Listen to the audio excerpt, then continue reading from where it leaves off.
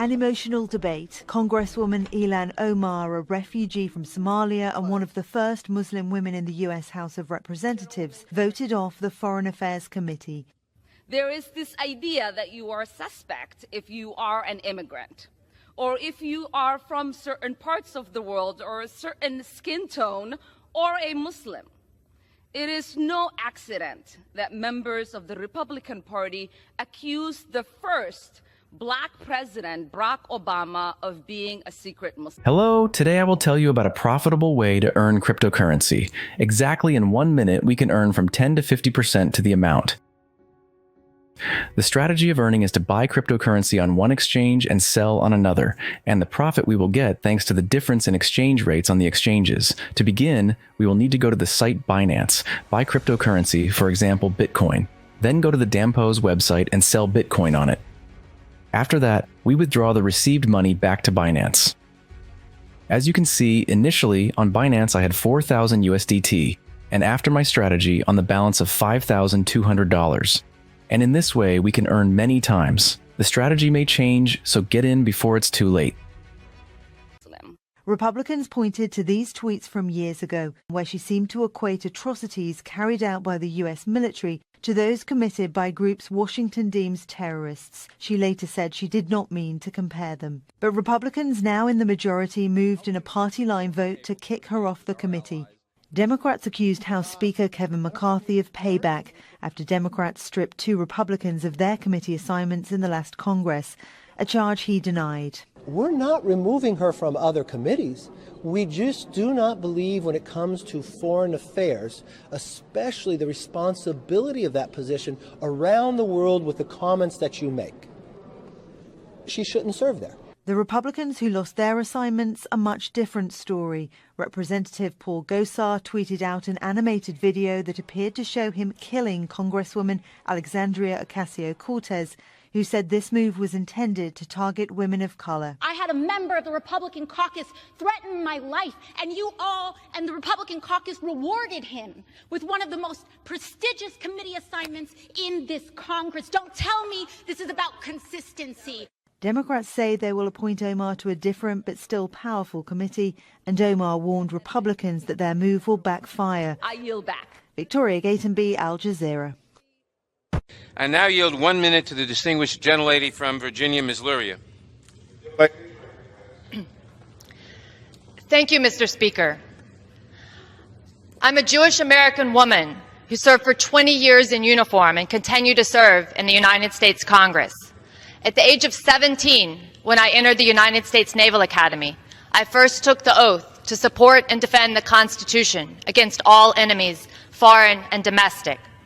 I subsequently repeated that oath 6 times at every promotion in rank, and most recently when I had the honor to become a member of Congress. Is that not enough to prove my loyalty to our nation? I deployed 6 times, serving in 6 ships in the Middle East and Western Pacific, working under challenging conditions while operating complex weapon systems, overseeing nuclear reactors, driving ships, and ultimately commanding a combat-ready unit of 400 sailors. Is that not enough to prove my loyalty to our nation? In the first 3 years my husband and I were married, we spent almost 2 years apart so that we could both serve at sea and deploy 3 times. Is that not enough to prove my loyalty to our nation? Am I to look back on my military career and the sacrifices it meant for my family and remain silent in the face of people?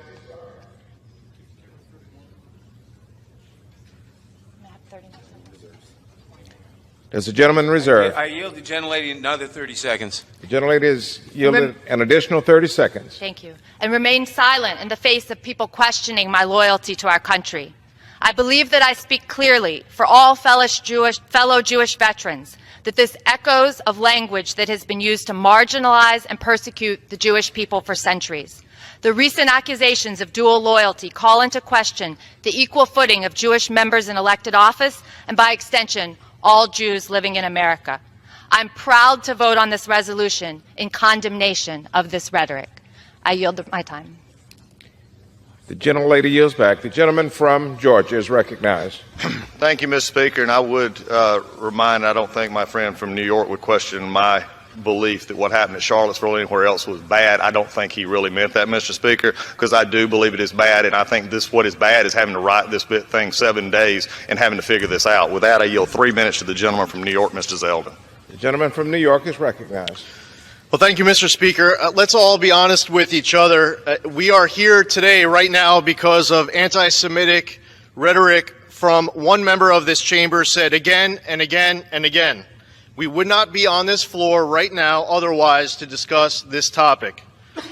If that member was a Republican, that member's name would be in this resolution, and this resolution would be all about condemning anti-Semitism, and it would be done so forcefully. That member in January had to apologize for talking about a hypnosis of Israel that they have over the entire world. That member had to apologize in February by saying that if you support Israel, it must be because you're bought off by Jews. That member called it an unequivocal apology, even though she filled it with equivocation. And now we're back again, this time by saying that if you support the U.S.-Israel relationship, that you must have pledged allegiance to a foreign government. Except this time that member is refusing to apologize. Even if you gave that member every benefit of the doubt that she had no idea what she was doing, why now wouldn't she be apologizing? Why would she be more emboldened to refuse an apology altogether? I apparently am giving Rep. Omar more credit than the Speaker is, because I don't believe she is naive. I believe that she knows exactly what she's doing.